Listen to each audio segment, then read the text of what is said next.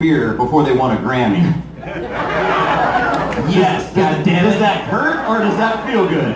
Well, I mean, first of all, welcome everybody. Thank you so much for being here. And I'm so grateful that the breweries are here. It's awesome. So this is where we get to geek out a little bit, talk about stories.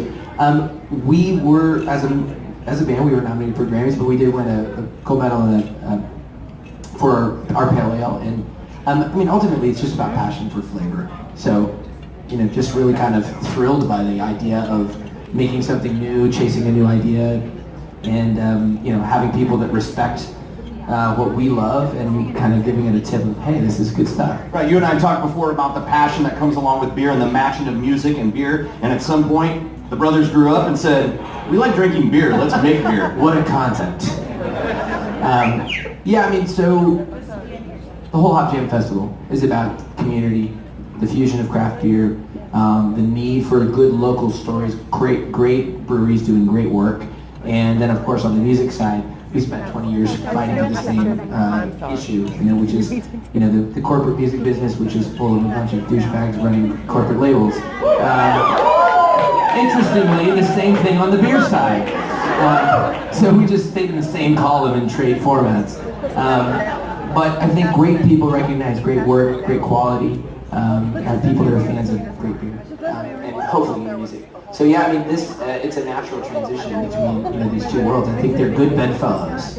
Our whole thing is beer, music, awesome. Right, and they usually all fall in line, just in different orders sometimes. Music, beer, beer, music. What beer did you guys do you have for us today? So this is, I mean, I'm going to talk hopefully the least, because you guys should hear from the masters here.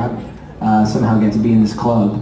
But this is an imperial stout with espresso. So I mean, it's mostly stout. You get a little bit of espresso flavor. I'm a dark beer year-round kind of guy. Everybody is not, but right. So I have no I'm like, if you can eat it with like a fork, you know, I'd like that one. So this is actually pretty light as far as imperial stout goes. You know, a nice kind of coffee residual flavor at the end. Doesn't completely knock you off your seat, but it's over 9% alcohol, so pace yourself. And yeah, I mean, we're just having fun. I think make beer that you would want to drink is the first and foremost thought. You know, you can get sciencey about it, you can get crazy about ingredients, like, you know, with you guys, you love to focus on artisan flavors and food-related flavors. We just try to start with something that we would say, I would love to try this. And then no matter what, if anybody doesn't buy it, you can just have a bunch of kegs at your place and throw some parties. So Hanson Beer, 3 employees, right?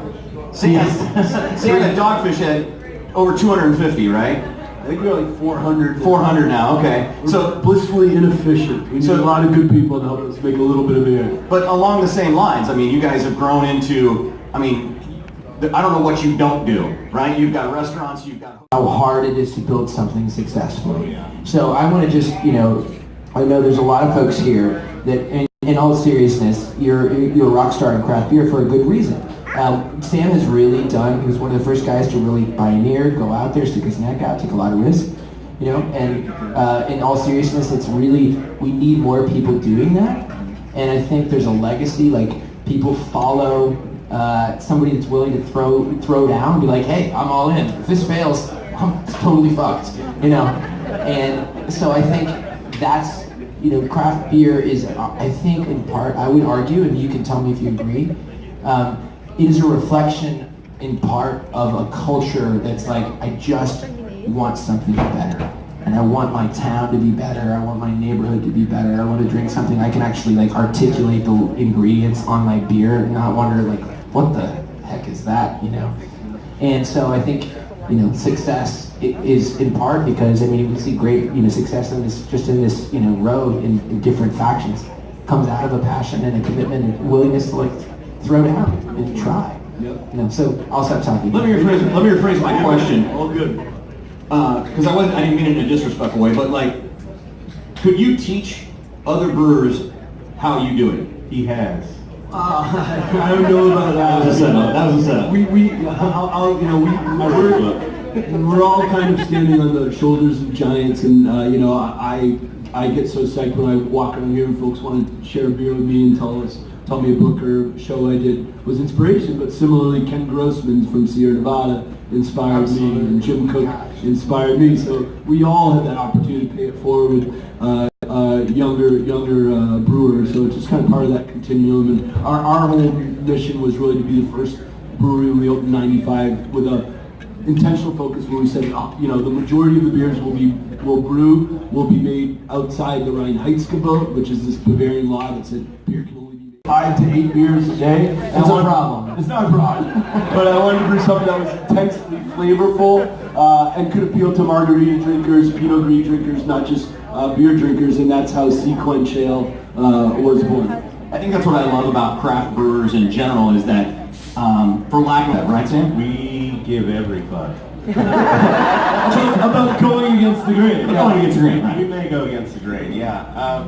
Absolutely. I think. Wow, good one up. I just got left in the dust. I tell Zach and Isaac. I think the common thread amongst all of us is that we want it our way, and we want to do things our way. Beers a day. So got in the brewing industry, and here we go. We're able to do what we want. I think your point's well taken because I read an article this week that if you want your kids to be leaders, you don't teach them to be obedient because leaders aren't obedient. They do whatever they want. And